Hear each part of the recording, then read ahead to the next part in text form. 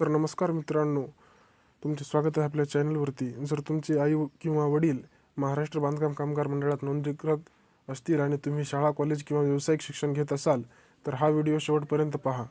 कारण बांधकाम कामगारांच्या मुलांसाठी शिष्यवृत्ती योजना सुरू आहे. या योजनेअंतर्गत पात्र विद्यार्थ्यांना त्यांच्या शिक्षणाचा स्तरानुसार सुमारे 20,000 ते 1,00,000 रुपयापर्यंत शिष्यवृत्ती मिळू शकते. आणि पण ही रक्कम प्रत्येक विद्यार्थ्यांना सारखी मिळत नाही. ती तुमच्या अभ्यासक्रम, पात्रता आणि मंडळांच्या नियमानुसार बदलू शकते.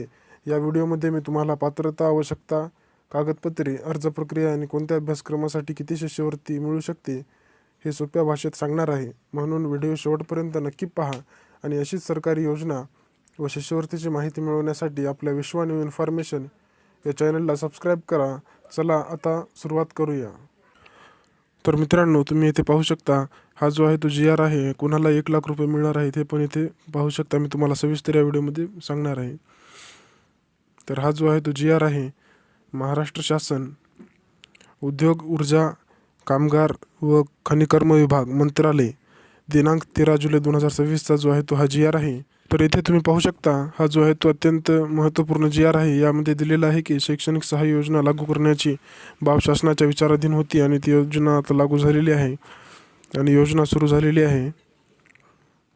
त्यानंतर प्रपत्र इथे येथून तुम्हाला जे आहे ते माहिती मी सांगणार आहे.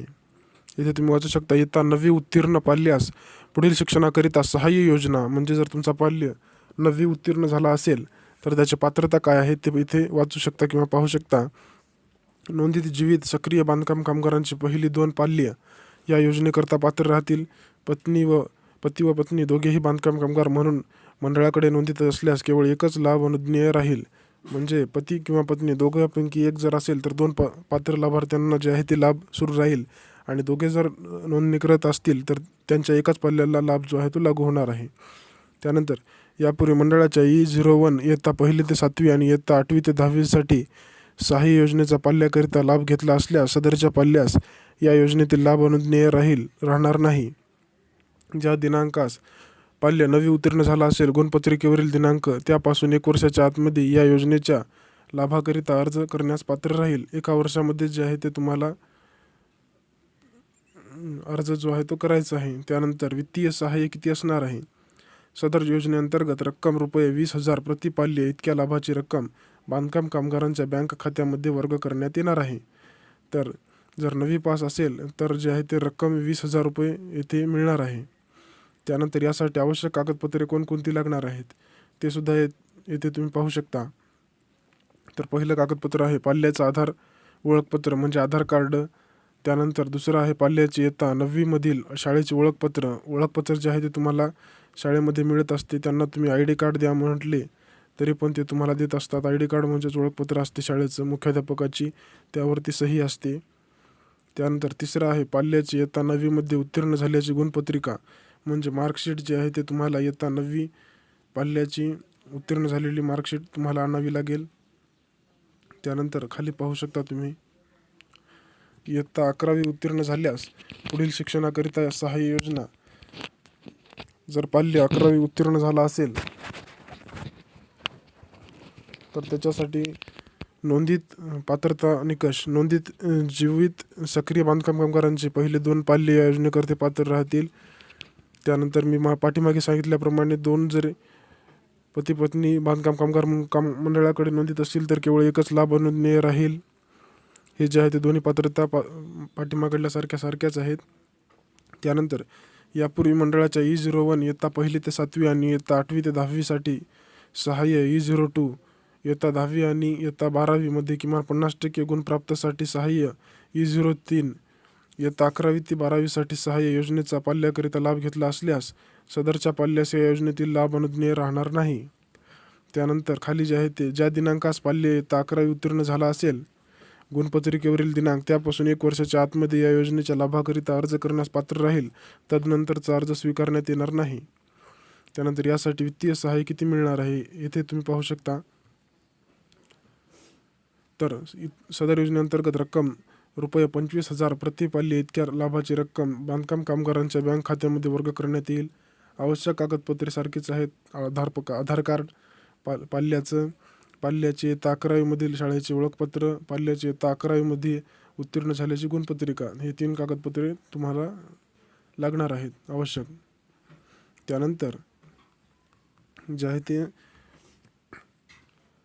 अभियांत्रिकी पदवी सहाय्य योजना मंडळाअंतर्गत नोंदित जीवित बांधकाम कामगारांच्या पहिल्या 2 पाल्यांना अभियांत्रिकी क्षेत्रामधील कोणत्याही पदवीकरता कोणत्याही शैक्षणिक वर्षामध्ये शिक्षण घेण्याकरिता शैक्षणिक सहाय्य म्हणून राबविण्यास येणाऱ्या सदर योजनेच्या पात्रता निकष खालीलप्रमाणे. अभियांत्रिकी म्हणजेच इंजिनिअरिंग. जर तुमचं पाल्य इंजिनिअरिंगला असेल तर तुम्हाला जे आहे ते या योजनेचा लाभ घेता येणार आहे. तर यासाठी पाहू शकता, नोंदित जीवित सक्रिय बांधकाम कामगारांची पहिली 2 पाल्ये या योजनेकरता पात्र राहतील. पती व पत्नी दोघेही बांधकाम कामगार म्हणून मंडळाकडे नोंदित असल्यास केवळ एकच लाभ नोंदणीय राहील. बांधकाम कामगाराचा पती/पत्नी सदर योजनेस पात्र राहणार नाही. पदवीच्या कोणत्याही शैक्षणिक वर्षात उत्तीर्ण झाल्यानंतर त्या उत्तीर्ण वर्षासाठी या योजनेचा लाभाकरिता सदर पाल्य पात्र राहील. अभियांत्रिकी क्षेत्रामधील पदविका, पदविका अभ्यासक्रमास सदरची योजना लागू राहणार नाही. वित्तीय सहाय्य. तर मित्रांनो, तुम्ही येथे जे आहे ते पाहू शकता की सदर योजनेअंतर्गत रक्कम ₹60,000 प्रति पाल्य प्रति वर्ष इतक्या लाभाची रक्कम बांधकाम कामगारांच्या खात्यामध्ये वर्ग करण्यात येईल. म्हणजे प्रत्येक वर्षाला तुम्हाला ₹60,000 जे आहे ते मिळणार आहेत यामार्फत.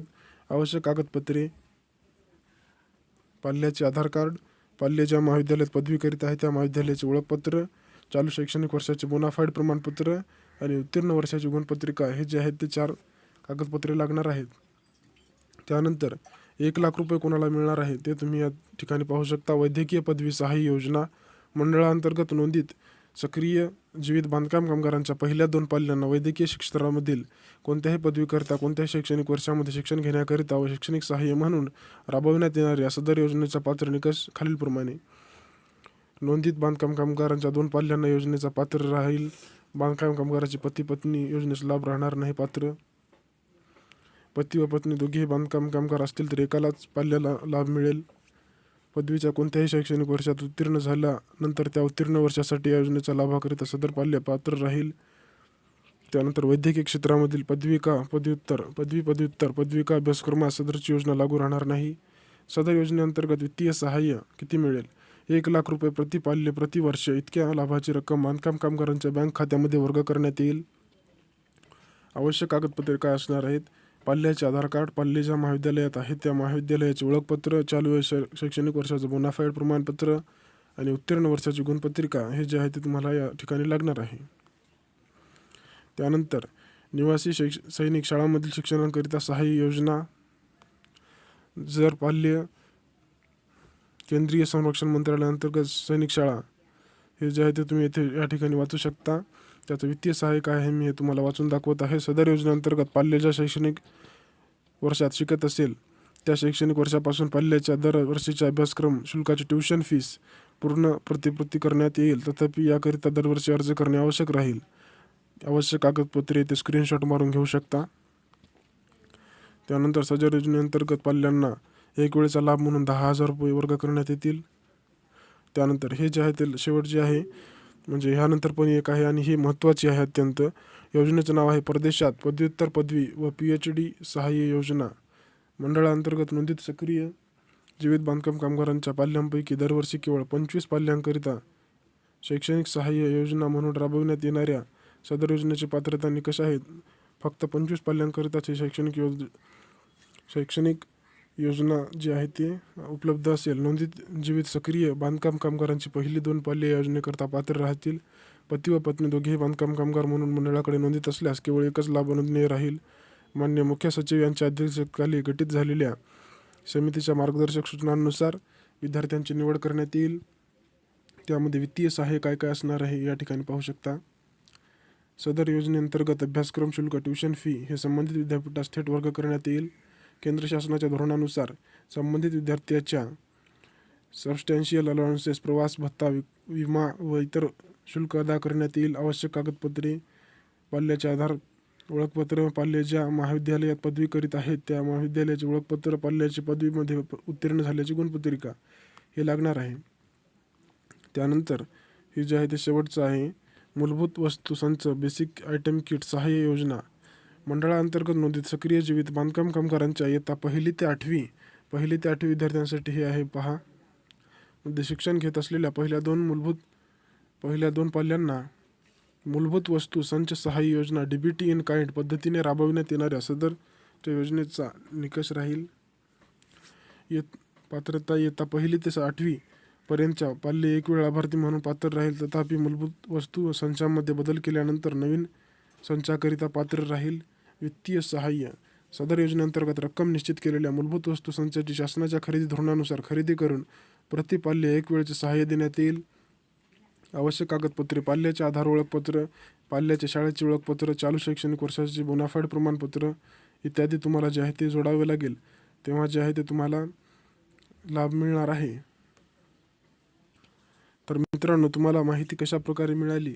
माहिती जर योग्य पद्धतीने समजली असेल तर व्हिडिओला तुम्ही सबस्क्राईब करू शकता आणि चॅनलला लाईक करू शकता. चॅनलला सबस्क्राईब आणि व्हिडिओला लाईक करू शकता. आणि तुमचे जर काही डाऊट असतील, शंका असतील तर कमेंटमध्ये बिनधास्त विचारू शकता. तर मित्रांनो, व्हिडिओ कसा झाला हे निश्चित कळवा. तर धन्यवाद मित्रांनो.